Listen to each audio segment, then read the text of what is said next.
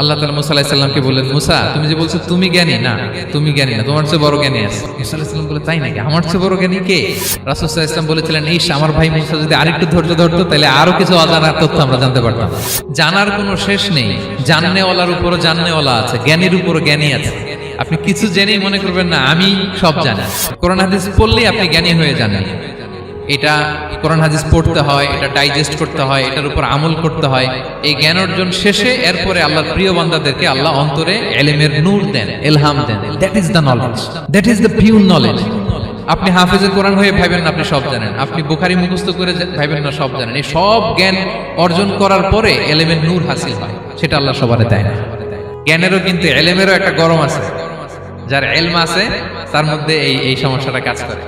সেটার জন্য আল্লাহ তাআলা মুসা আলাইহিস সালাম খিজির আলাইহিস সালামের ঘটনা বলেন। আমি খুব সংক্ষেপে বলবো, সময় কম। মুসা আলাইহিস সালাম হচ্ছে বনি ইসরাইলের নবী, আর খিজির আলাইহিস সালাম কেউ বলেছেন নবী, কেউ বলেছেন আল্লাহর ওলি। আসলে আরবিতে ওনার নাম খদির, আমরা বাংলায় বলি খিজির। খদির মানে সবুজ। উনি যে কোনো জায়গায় বসলে ওখানে মরা গাছ লতা পাতা এগুলো সবুজ হয়ে যেত। অনুর্বর এলাকার উপর দিয়ে হেঁটে গেলে ওটা উর্বর হয়ে যেত। তো মুসা আলাইহিস সালাম একবার ওয়াজ করতেছেন এইভাবে বনি ইসরাইলের সামনে, খুতবা দিচ্ছেন। হঠাৎ এক লোক দাঁড়ায় বলে, ইয়া নবী আল্লাহ, মান আ'লামু ফিল আরদ, বর্তমান পৃথিবীতে সবচেয়ে জ্ঞানী কে? মুসা আলাইহিস সালাম বলেন, ফাকালা আনা, আমি। কি বললেন? উনি আসলে ভুল কিছু বলেন নাই, কারণ প্রত্যেক জামানার নবীকেই আল্লাহ তাআলা সবচেয়ে বেশি জ্ঞান দিয়ে পাঠান, কারণ তার কাছে ওহীর জ্ঞান আসে, অদৃশ্যের খবর আসে, ইলমুল গায়ব আসে। কিন্তু এই উত্তরটা আল্লাহ তাআলার পছন্দ হয় না। আল্লাহ তাআলা চাচ্ছিলেন মুসা যদি বলতো আল্লাহ তাআলাই জানে কে জ্ঞানী বা আল্লাহই সবচেয়ে জ্ঞানী, এরকম হলে ভালো হতো। কিন্তু মুসা আলাইহিস সালাম কি বলছে? আমি। একজন প্রশ্ন করলো সবচেয়ে বড় জ্ঞানী কে? উনি কি বললেন? আমি। এই যে আমি এটাতে ঝামেলা আছে। আমি বড়, আমি জানি, আমি সব। This is problematic. আল্লাহ এটা পছন্দ করলেন না। আল্লাহ তাআলা মুসা আলাইহিস সালামকে বললেন, মুসা তুমি যে বলছো তুমি জ্ঞানী, না তুমি জ্ঞানী না, তোমার চেয়ে বড় জ্ঞানী আছে। মুসা আলাইহিস সালাম বলে, তাই নাকি? আমার চেয়ে বড় জ্ঞানী কে? তো আল্লাহ তাআলা বললেন, ইযহাব ইলা মাজমাইল বাহরাইন, দুই সাগর বা দুই নদীর মিলনস্থলে যাও, ওখানে আমার এক বান্দা আছে তোমার চেয়েও জ্ঞানী। মুসা আলাইহিস সালাম বললেন, তাই নাকি? তো আল্লাহ, আমি কিভাবে চিনি উনি কোথায় থাকে, কিভাবে বুঝবো? আল্লাহ বললেন, একটা বড় মাছ নাও, এটাকে ফ্রাই করো, এটাকে ফ্রাই করে একটা ঝুড়ির ভেতরে নাও, যেখানে এই মাছটা সাগরে ঢুকে যাবে ওখানে আমার বান্দাকে পাবে। তো উনি ওনার সহযোগী ইউশা ইবনে নুনকে নিয়ে হাঁটতে লাগলেন। হাঁটতে হাঁটতে এক জায়গায় ক্লান্ত হয়ে পাথরের পাশে বিশ্রাম নিলেন। ওই পাথর থেকে আবার এক ধরনের পানি বের হয়, এই পানিটারে বলে আবে হায়াতের পানি, মাউল হায়াত, জীবন নদীর পানি। এই পানি কোনো মৃত প্রাণী বা বস্তুর গায়ে লাগলে ওটা জীবিত হয়ে যায়। তো ওনারা পাথরে হেলান দিয়ে বিশ্রাম নিচ্ছিলেন। ওই পানি ওই ফ্রাই করা মাছের গায়ে লাগার সাথে সাথে মাছ জীবিত হয়ে ঝুড়ি থেকে বের হয়ে সাগরে ঢুকে গেছে। ওনারা আর খেয়াল করেন না। এরপর আবার হাঁটতে লাগলেন। হাঁটতে হাঁটতে যখন ক্লান্ত শ্রান্ত, তখন বলে, এই ইউশা, আমাদের ওই মাছ ফ্রাই মাছটা দাও, এখন খাই। ঝুড়ি খুলে দেখে মাছ নাই। মাছ গেল কোথায়? তখন ইউশা বলল, হয়তো আমরা যে পাথরের ওখানে বিশ্রাম নিয়েছিলাম ওখানে আমরা মিসিং, ওখানে হারাই ফেলছি। চলো চলো, আরে ওইদিকে তো যাইতে হবে আমাদের। উনি গেলেন, যে দেখে মাছ যে জীবিত হয়ে বালুর এদিকে নাড়াচাড়া করতে করতে সাগরে ঢুকে গেছে, ওখানে দাগ আছে। মুসা আলাইহিস সালাম ঢুকলেন সুরঙ্গ, ঢুকে দেখে চাদর গায়ে দিয়ে এক লোক শুয়ে আছে। সালাম দিলেন, আসসালামু আলাইকুম। ওই লোক চাদর আর সরায় না, ভিতর থেকে বলতেছে, ওয়ালাইকুম আসসালাম। তো চাদরের ভিতর থেকে উনি বলে, মান আন, তুমি কে? মুসা আলাইহিস সালাম বললেন, আনা মুসা, আমি মুসা। উনি বলেন, মুসা বনি ইসরাইল, বনি ইসরাইলের মুসা? বললেন, হ্যাঁ। কেন এসেছো? এবার চাদর খুললেন। বলতেছে, আপনার কাছ থেকে কিছু শিখতে আসছি। আল্লাহ বলছে, আপনি নাকি সবচেয়ে বড় জ্ঞানী।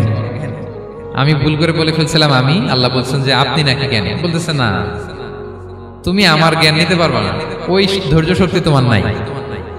মুসা আলাইহিস সালাম বললেন যে আপনি যে কোনো শর্তে আমাকে একটু রাখেন কয়েকদিন আপনার সাথে, আমি রাজি। বললেন, না তুমি পারবে না। মুসা আলাইহিস সালাম জোর করতে লাগলেন। অবশেষে খিদির আলাইহিস সালাম রাজি হলেন। বললেন, শর্ত হচ্ছে আমি যাই করি আর না করি আমাকে কোনো প্রশ্ন করা যাবে না। মুসা আলাইহিস সালাম বললেন, ওকে। সফর শুরু হলো।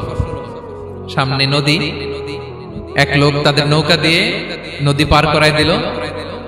নদী পারাপারের পর খিজির আলাইহিস সালাম লাঠি দিয়ে নৌকার তলাটা ছিদ্র করে দিলেন।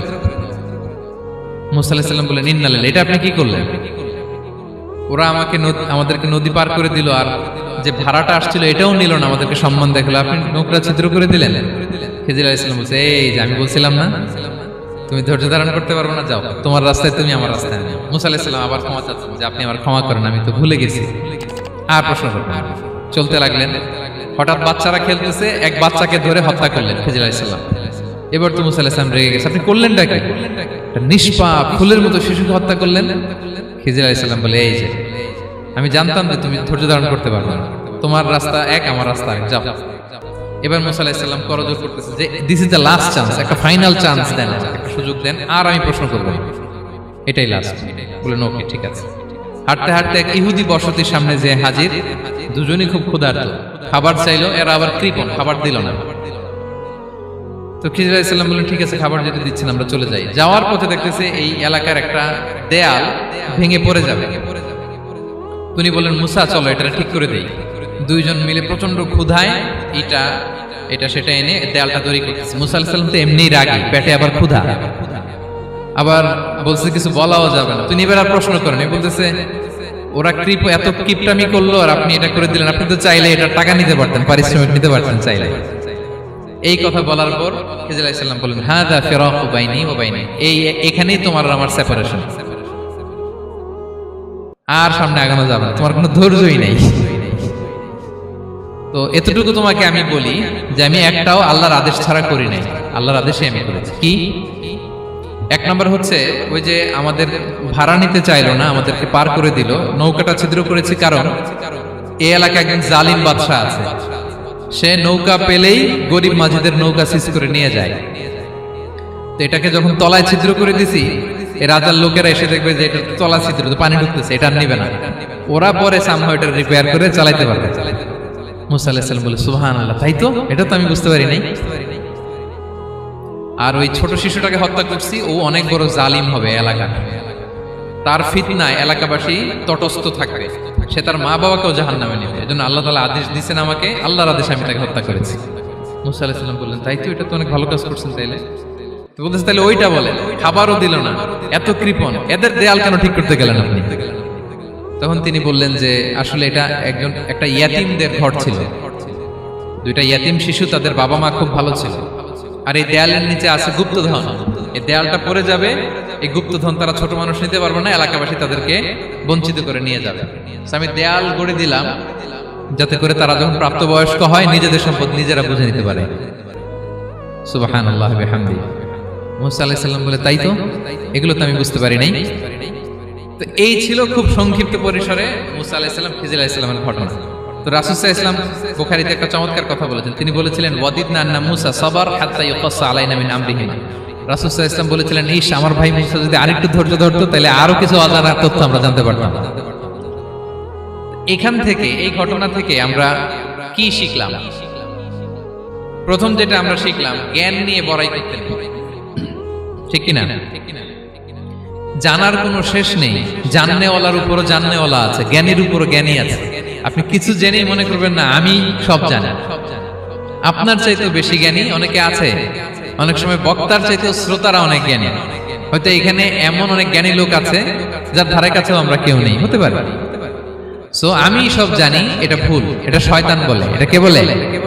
শয়তান বলে।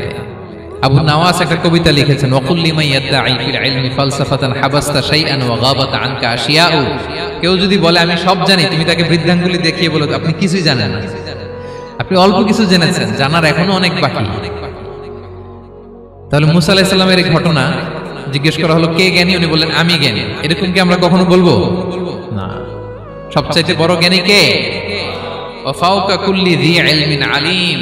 সবচাইতে বড় জ্ঞানী আল্লাহ তাআলা। সো জ্ঞান নিয়ে আমরা অহংকার করব না। দুই নম্বর যে শিক্ষাটা আমরা পাই, ওই যে নৌকা দিয়ে পারাপার হচ্ছিল, তখন একটা চড়ুই পাখি এসে সাগরের মধ্যে মুখ দিয়েছিল। তো খিজির আলাইহিস সালাম বললেন মুসা তুমি কি চড়ুই পাখিটা দেখতে পাচ্ছ? হ্যাঁ দেখতে পাচ্ছি। চড়ুই পাখিটা যে সাগরে মুখ দিলে দেখতে পাচ্ছ? হ্যাঁ দেখতে পাচ্ছি।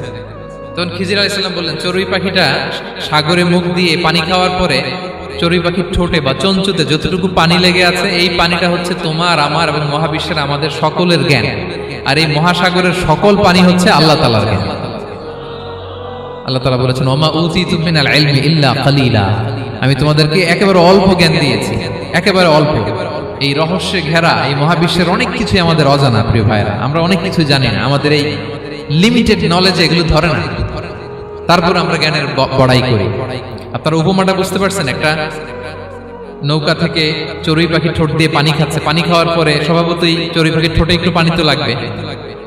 খিজির বললেন যে এই পানিটা হচ্ছে তোমার আমার পৃথিবীর সবার জ্ঞান, আর এই সাগরের বাকি পানিগুলো কার জ্ঞান? এবার বুঝতে পারছেন আল্লাহ তাআলার জ্ঞানের পরিধি। আমরা জ্ঞান নিয়ে যেন কখনো কি না করি, বড়াই না করি। জ্ঞান দুই ধরনের, একটা বাহ্যিক জ্ঞান, একটা অন্তর্নিহিত জ্ঞান। External knowledge, internal knowledge. আমরা যখন কোরআন হাদিস পড়ি আমাদের বাহ্যিক জ্ঞান অর্জন হয়। কোরআন হাদিস পড়লেই আপনি জ্ঞানী হয়ে যান। এটা কোরআন হাদিস পড়তে হয়, এটা ডাইজেস্ট করতে হয়, এটার উপর আমল করতে হয়। এই জ্ঞান অর্জন শেষে এরপরে আল্লাহর প্রিয় বান্দাদেরকে আল্লাহ অন্তরে ইলমের নূর দেন, ইলহাম দেন। That is the knowledge, that is the pure knowledge. আপনি হাফেজে কোরআন হয়ে ভাবেন না আপনি সব জানেন, আপনি বুখারী মুখস্থ করে ভাবেন না সব জানেন। এই সব জ্ঞান অর্জন করার পরে ইলমের নূর হাসিল হয়, সেটা আল্লাহ সবারে দেয় না। সো এই অন্তর্নিহিত জ্ঞান, দূরদৃষ্টি, farsightedness, that is the pure knowledge. এটার জন্য বছরের পর বছর, যুগের পর যুগ সাধনা করতে হয়। সেটার জন্য এই জ্ঞান অর্জনের জন্য তিনটা জিনিস করতে হয় ইলমের নূর অর্জনের জন্য। কয়টা? এক হচ্ছে বিনয়, দুই হচ্ছে সফর, তিন হচ্ছে সবর। আবার বলি, এক হচ্ছে বিনয়, দুই হচ্ছে সফর, তিন হচ্ছে সবর। আল্লাহ তাআলা আল্লাহর নবীকে তাওরাত দেওয়ার পরেও আরো ট্রেনিং সেশন করাইছেন খিজির আলাইহিস সালামের কাছে। যাও, ওনার কাছে গেলে তুমি ছোট হবা, নত হবা। জ্ঞান যদি আমি নিতে চাই আমাকে ছোট হইতে হবে। ধরেন একটা গ্লাস থেকে একটা খালি গ্লাসে পানি ঢালবো, তো যেটাতে নেওয়া হবে এটা উপরে থাকলে হবে? যে গ্লাসটার মধ্যে পানি আছে এটা উপরে থাকবে, ওইটা ব্ল্যাঙ্ক গ্লাসের মধ্যে পড়বে। আপনি নলেজ ইলম নিতে চাইলে আপনাকে নিচে থাকতে হবে, উনি উপরে থাকবেন। আপনার শায়েখ আপনাকে দিবে, আপনার উস্তাদ আপনাকে দিবে, আপনার মুর্শিদ আপনাকে দিবে। বুঝতে পেরেছেন? তাহলে আমাদেরকে হাম্বলনেস লাগবে। শিখতে হইলে হাম্বল হইতে হয়, বিনয়ী হইতে হয়। আচ্ছা, দুই নাম্বার সফর করতে হয়।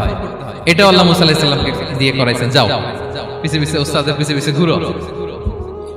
তো এজন্য সফর করতে হয়। এখন ঘরে বসে অনেক কিছু জানা গেল, উস্তাদের সান্নিধ্য লাগে, সফর করতে হয়। আমাদের ক্লাসিক আলেমরা হাদিস কালেকশনের জন্য শহরকে শহর সফর করতেন। এখন আমাদের আলেমরা দেওবন্দে যায়, মিশরে যায়, মদিনায় যায়। এখানকার মালয়েশিয়ান স্টুডেন্টরা দেশে বিদেশে যে নলেজ অর্জন করে। সফর আপনাকে লাগবে। তাহলে বিনয়, সফর, তিন নম্বরে কি? সবর। ধৈর্যশীল হইতে হবে। দেখেন মুসা আলাইহিস সালাম বারবার প্রশ্ন করে ফেলতেছেন, বারবার ওয়াদা ভঙ্গ করতেছেন। এরকম করলে হবে না, ধৈর্য লাগবে। ধৈর্যের বলে বলিয়ান হলে তখনই আপনার মধ্যে ইলম আসবে। তাহলে জ্ঞানের ফিতনায় পড়ার আর আমাদের কোনো সম্ভাবনা আছে? আমরা বিনয়ী হব, আমরা জ্ঞান আল্লাহর দিকে ফিরাই দেব। আমরা বলবো উনি সবচেয়ে ভালো জানেন। পারা যাবে তো ইনশাআল্লাহ?